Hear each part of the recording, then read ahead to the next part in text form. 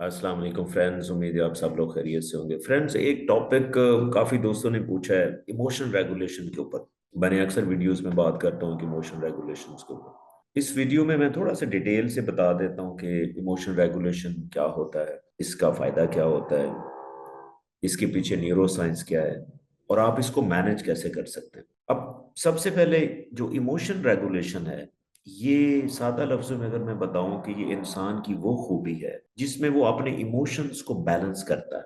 अब मैं अगर आपको बताऊं कि इमोशंस बेसिकली क्या होते हैं, इमोशंस दो तरह के होते हैं। पॉजिटिव इमोशंस भी होते हैं और नेगेटिव इमोशंस भी होती हैं।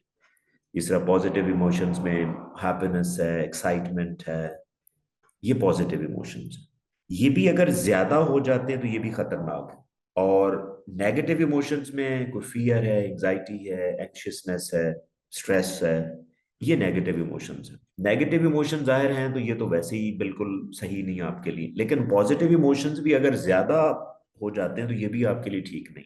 क्योंकि जब भी आपके इमोशंस थोड़े से ओवर होते हैं तो आपका जो ब्रेन, जो डिसीजन मेकिंग वाला ब्रेन एरिया है, वो कॉम्प्रोमाइज होता है, वो सही काम नहीं कर सकता। तो इसीलिए वो इंसान जिसके अंदर इमोशंस को रेगुलेट करने की एबिलिटी नहीं होती ना, उसके साथ तीन तरह के इंपॉर्टेंट प्रॉब्लम्स आते हैं। अगर आप इमोशन रेगुलेट नहीं कर सकते, आप रिलेशनशिप में वीक हो सकते हैं। रिलेशनशिप चाहे किसी के साथ भी हो, फैमिली, फ्रेंड्स, कोई आपका पर्सनल रिलेशन है, वो कॉम्प्रोमाइज हो गया। आप उसको मैनेज नहीं कर सकते क्योंकि आप अपने इमोशंस को कंट्रोल नहीं कर सकते। एक तो आपके रिलेशनशिप में इमोशन रेगुलेशन की इंपॉर्टेंस होती है, फिर आपकी मेंटल हेल्थ के लिए इंपॉर्टेंस है। यानी कि अगर आपके अंदर एबिलिटी ये नहीं है कि आप अपने इमोशंस को रेगुलेट नहीं कर सकते, आप में 24/7 स्ट्रेस, एंशियसनेस, एंजाइटी, फियर, इस तरह की आपके अंदर ये मेंटली आप जो है वो डिस्टर्ब रहते हैं। क्योंकि जब आप इमोशन रेगुलेट नहीं कर सकते किसी के साथ, तो बाद में आपको रिग्रेट होगा, आप परेशान है क्योंकि यार मुझे ये बात नहीं कहनी चाहिए थी, मुझे उसके साथ इस टाइम गुस्से में नहीं होना चाहिए था। आप अपने आप को कोसते रहेंगे बार बार। आप मेंटली, आप में पीस नहीं आएगा अगर आपके अंदर ये इमोशन रेगुलेशन की एबिलिटी नहीं है। फिर तीसरी जो बड़ी इंपॉर्टेंस है कि अगर आप इमोशन रेगुलेशंस में अच्छे नहीं है ना, तो आपकी सक्सेस कॉम्प्रोमाइज है। यानी कि आप वर्क प्लेस पे जो भी आपका कैरियर है, आपका बिजनेस है, आप कस्टमर के साथ, आप कॉलीग के साथ, आपकी वो अंडरस्टैंडिंग नहीं होगी। आप किसी को अंडरस्टैंड सही तरह करके उसको इमोशन अपने रेगुलेट नहीं कर सकते, क्योंकि आप इंसान हैं। हर टाइम आपके इमोशंस ऊपर नीचे होंगे। देखिए, ये नहीं हो सकता कि आपको गुस्सा ना आए, आपको डर ना लगे, आपको एंजाइटी ना हो, ये नहीं हो सकता। क्योंकि it's a part of the human. ये नहीं हो सकता कि आपको स्ट्रेस ना हो। स्ट्रेस होगा, लेकिन आपके पास क्या एबिलिटी है कि आप स्ट्रेस को मैनेज कर सकते हैं? इसको आप इमोशन रेगुलेशन कहते हैं। क्योंकि स्ट्रेस होना, मैं अक्सर कहता हूं कि अगर आप में स्ट्रेस नहीं है ना, तो आप ह्यूमन बीइंग ही नहीं। हाँ, स्ट्रेस होने के बाद आप उसको मैनेज कैसे करते हैं, ये एबिलिटी होनी चाहिए, ये जरूरी है। क्योंकि अक्सर मैं कहता हूं कि लोग कहते हैं ना, यार ये फलां स्ट्रेस है, फलां की वजह से स्ट्रेस है, इस चीज से स्ट्रेस है। नहीं, मैं ये नहीं कहता। मैं कहता हूँ स्ट्रेस का सिर्फ एक ही सोर्स है, जो आपका ब्रेन है। ठीक है ना? प्रॉब्लम कहीं से भी आ रहा हो, अगर आप अपने ब्रेन से उसको मैनेज कर रहे हैं तो उसका मतलब स्ट्रेस नहीं है। तो ये तीन तरह से जो इमोशन रेगुलेशन है ना, ये इम्पैक्ट करती है आपकी मेंटल हेल्थ के ऊपर, आपके रिलेशनशिप के ऊपर, और आपकी सक्सेस के ऊपर। क्योंकि आप इमोशन को रेगुलेट नहीं कर सकते, तो आपका जो ब्रेन का डिसीजन मेकिंग एरिया है वो काम नहीं करता। आपसे अच्छी प्लानिंग नहीं होगी, अच्छी डिसीजन नहीं होगी, अच्छे आइडियाज नहीं आएंगे। तो इन्हीं से आप सक्सेस की तरफ जाते हैं। मेहनत से सक्सेस इतनी नहीं मिलती जितनी आपको प्रॉपर डिसीजन, प्लानिंग और आइडियाज से मिलती है। अब इस इसको आप मैनेज कैसे कर सकते हैं, क्वेश्चन ये है कि आप इमोशन रेगुलेशन को कैसे, किस तरह बेहतर कर सकते हैं। मैं कुछ स्ट्रेटजीज आपको बता देता हूँ। सबसे इंपॉर्टेंट स्ट्रेटजी है कि अगर आप अपने इमोशंस को बेहतर करना चाहते हैं तो रूटीन में ज्यादा लोगों से मिले, मुख्तलिफ लोगों से मिले। क्योंकि आप अपने ब्रेन को चैलेंज करें, आप रूटीन में इस तरह की चीजें मिलेंगे ना, तो आपके अंदर एक अडेप्टेबिलिटी आएगी, आपके अंदर रेजिलियंस आएगी। आप उस सिचुएशन को मैनेज करने की एबिलिटी पाएंगे।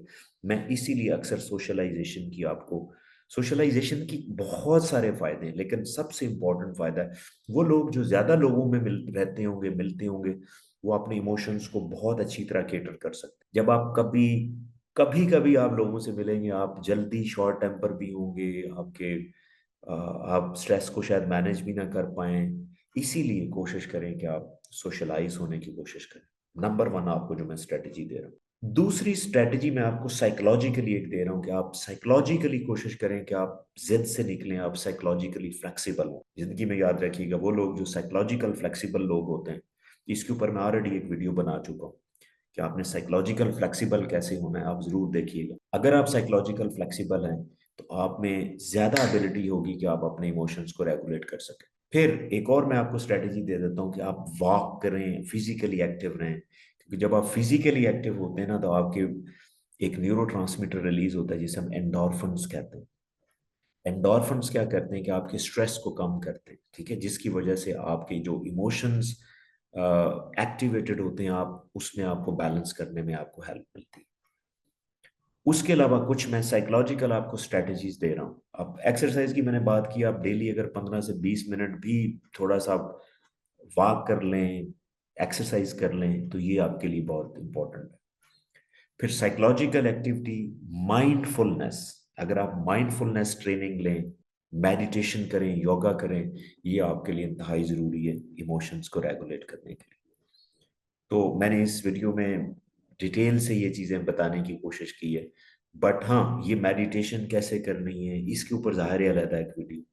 तो मैंने आपको, ज़ाहिर है जिन लोगों को मेडिटेशन आती है वो ज़रूर इसको प्रैक्टिस भी कर रहे हैं और उनको उनको लग रहा होगा कि हमारे इमोशन जो है वो रेगुलेट हो रही। और छोटी एक और मैं स्ट्रेटजी बता रहा हूँ कि जब भी आपके सामने कोई इस तरह का इमोशंस एक्टिवेट होते हैं या इस सिचुएशन में आप गुजरते हैं, तो कोशिश करें कि उसको रिएक्ट ना करें, फौरी तौर पे ऊपर आप उसको रिएक्ट ना करें। थोड़ा सा टाइम लें। एक 15 सेकंड स्ट्रेटजी है, यानी आप 15 सेकंड के लिए उस सिचुएशन को देखें और उसके बाद जो आप रिप्लाई करेंगे वो आपका रिस्पॉन्स होगा, रिएक्शन नहीं होगा। तो हमेशा जेहन में रखें कि आपने रिएक्ट नहीं करना, आपने रिस्पॉन्ड करना। आई होप कि आपको इमोशन रेगुलेशन के ऊपर थोड़ा सा कॉन्सेप्ट मिला होगा, but still if you have any question, please right me in the comment section and definitely will answer. Thank you.